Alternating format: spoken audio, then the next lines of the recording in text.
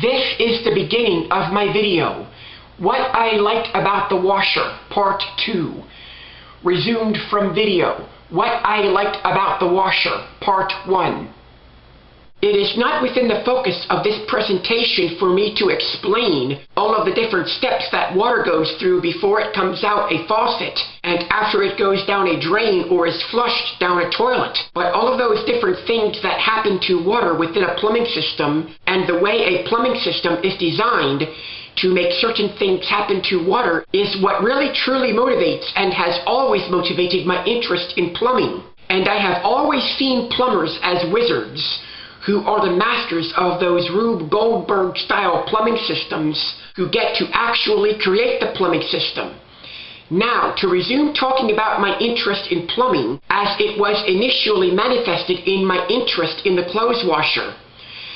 The thing that really truly motivated my interest in the washer at its deepest level was the fact that the washer was one of those Rube Goldberg style systems all wrapped up in a 30-inch square metal case.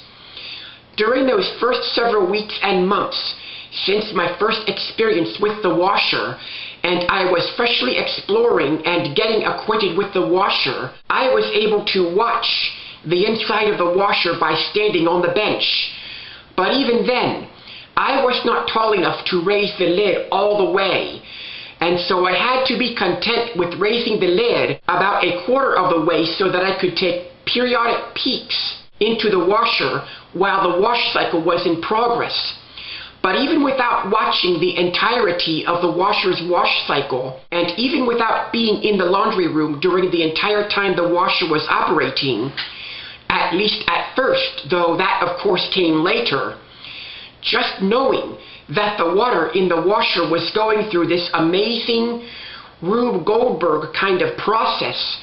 was enough to make the entire house seem like the kind of fairyland which I described in my previous presentation. I even had a strange kind of affection for the water that was in the washer and undergoing that enchanted Rube Goldberg process. Though at the same time, I felt a strange kind of envy toward that water because it was,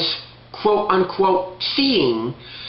the intricate innards of the washer from a perspective which I knew I would never get to see. And it was getting to go on a tour of the inside of the washer that was nothing short of something like taking an enchanted tour through the enchanted world of Sesame Street, as seen on television. This aspect of my affectionate feelings toward the water in the washer, as though the water in the washer were a living entity that was enjoying its time in the washer even though I intellectually knew otherwise, created a serious problem that had to do with how I saw the washer's spin cycles, and which, if I were to attempt to describe this problem here, would take me far outside the scope of anything having to do with this present topic of what I liked about the washer and how it ultimately applied to plumbing. As a result, I will have to use a completely separate, standalone presentation to address not only this problem, but also my curiosity about the water dynamics of clothes washer spin cycles, since both are intertwined in a way that makes both of them very hard, if not impossible, to separate into their individual topics. So unless I get a firestorm of comments begging me to address this issue right away, I will postpone it indefinitely until I get some of the more basic details of my life having to do both with plumbing and Asperger's syndrome squared away. Most of my early memories of the washer are still emotional for me even today because of how special those early experiences in particular were, but the subject of the spin cycles of clothes washers is one slimy can of worms that brings up memories and negative emotions for me that I am not quite ready to deal with here on YouTube just yet. Now I need to tell you something else. The first several times my mother used the washer, I honestly had no idea that the washer's purpose was to wash clothes. During that torturous, agonizing time I talked about in my presentation, how I became interested in plumbing, where I desperately longed to get just one more glimpse of the washer,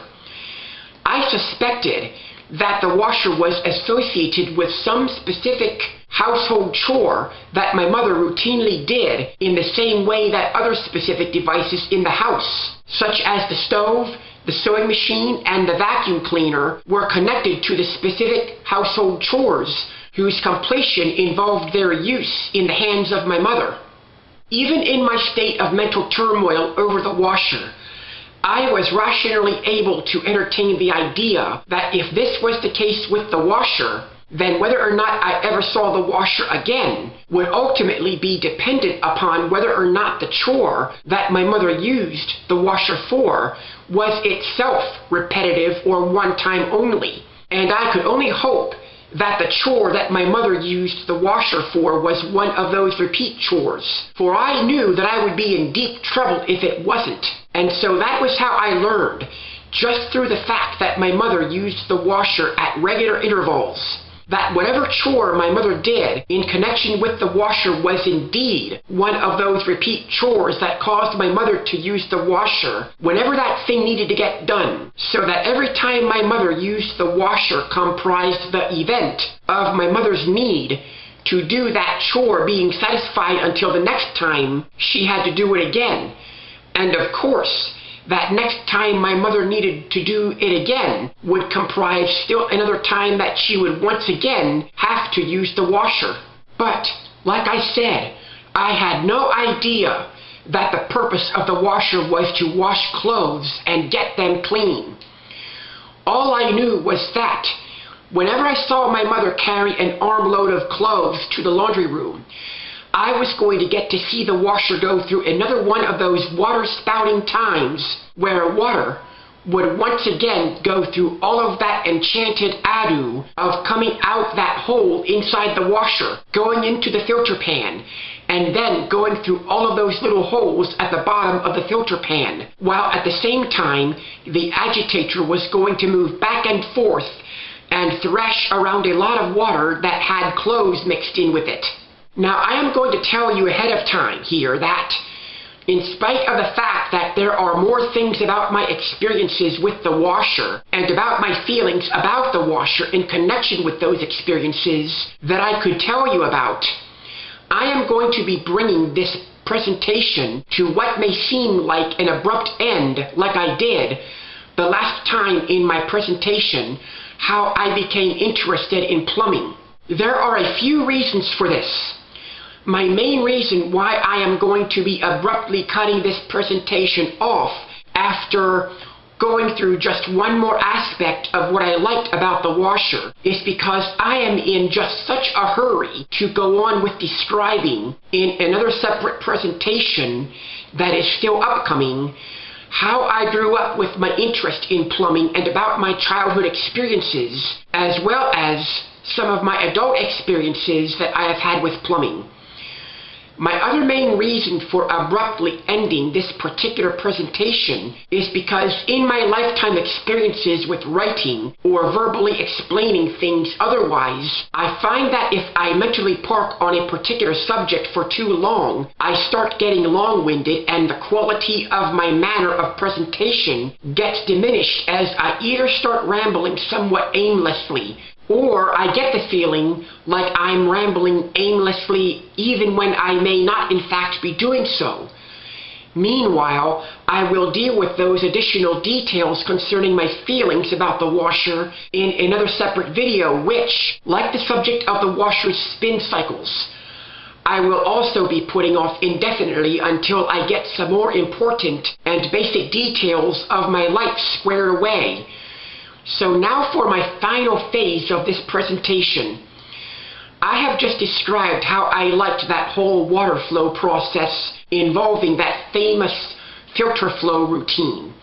But to a slightly lesser extent, I also liked the agitation process.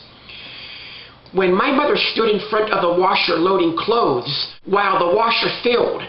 there would come a time when the washer had filled completely, so that the washer would start agitating automatically. In the short period of time between the initial start of the wash cycle and the event of my mother pushing the knob to turn off the washer, either so that she could put the filter pan on or so that she could let the clothes soak for several minutes before letting the washer resume and complete the wash cycle, I would be able to watch the agitator swishing back and forth at a fairly fast rate of speed and stirring the water and the clothes in the washer. Now, like I said, I initially did not know that the whole point of all of this was to get the clothes washed. However, after several different times of observing this, I began to wonder how the agitator would stir the water in the washer if there were water only in the washer and no clothes. I thought it was possible that all of the clothes that were in the washer, along with the water, probably masked the agitator's real effect on the water. And with this interest I have been describing about how liquid water responds to any type of physical force exerted upon it, I wondered when I would get to see what the agitator really did to the water when no clothes were in the washer. And I must mention that that opportunity came soon enough. One day I was in the laundry room with my mother while she got the washer ready to wash another load of clothes. This time I was coincidentally standing on a chair that had been placed in front of the washer instead of the bench, and so I had a higher and better view of the inside of the washer than I had while standing on the bench. For some reason, my mother let the washer fill completely with water even before she started loading the clothes. And this was how I was standing there on the chair watching the washer fill, with the filter pan not mounted, of course, when, after the washer had filled with water to about 3/4 of the way, the water suddenly stopped coming. The washer started up and the agitator started moving, and the water surface inside the washer that had been placid suddenly became a raging white water ocean all around the entire circumference of the washer tub. However, instead of just randomly bubbling and splashing, I saw that the raging, wavy surface of the water seemed to be moving in an orderly, flowing kind of fashion, beginning at the outside edge of the tub and then moving in toward the center, where it then seemed to dissolve into the agitator, with the stream of water from the filter hole hitting the back of the agitator, with the fins of the agitator repeatedly cutting into the water stream, while the water stream very amusingly remained intact. Upon seeing all of this, I was very pleased to finally know how this whole business with the agitator and the water in the washer really worked. But at the same time, the sight looked funny because it seemed as though the water in the washer was very angrily ganging up on the agitator and giving it a severe beating, even though I knew that the opposite was really true. At that moment, I thought that if a dirty, poop-smeared diaper were thrown into that raging water, that diaper would get clean in a hurry. And not only would it get clean, but it would get much cleaner than my mother could possibly get a diaper clean by hand washing it in the diaper pail like she always did before she put diapers into the washer. Of course, due to my fresh new knowledge of the physics of the washer's agitation cycles, where the agitator produced not only the obvious side-to-side thrashing of clothes and water,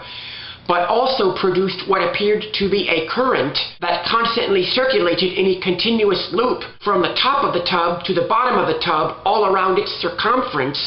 I knew that I would be seeing the diaper follow this continuous loop circulating pattern at quite a fast rate of speed, though at the same time I knew that this effect would be less obvious, though still existent, if the washer were loaded with many diapers at once. I then realized at that moment that this was the whole point of the washer, that the washer had been designed quite on purpose to work that way in accordance to its purpose of getting dirty clothes clean.